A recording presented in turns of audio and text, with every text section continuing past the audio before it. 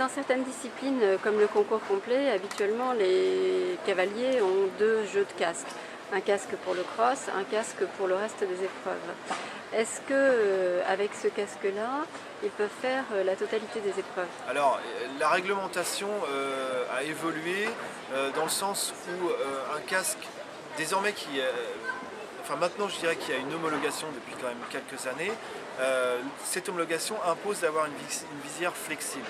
Alors pourquoi avant on disait que dans le cross il fallait un casque sans visière, puisqu'il y a très longtemps, enfin il y a pas si longtemps que ça, les casques avaient des visières rigides.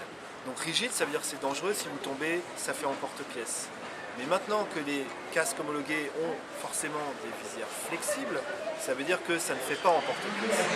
Ça veut dire qu'on peut porter un casque homologué, et l'homologation le dit bien, la norme le dit bien, ce casque permet d'être utilisé dans toute discipline, du dressage, du cross, du horseball, du jumping, tout ce que vous voulez, parce qu'effectivement il répond à certaines normes. Donc il n'y a pas de raison, je dirais, de ne pas porter un casque homologué sur du cross, même s'il a une visière, puisqu'encore une fois cette visière va être flexible, donc ne va pas faire emporte-pièce.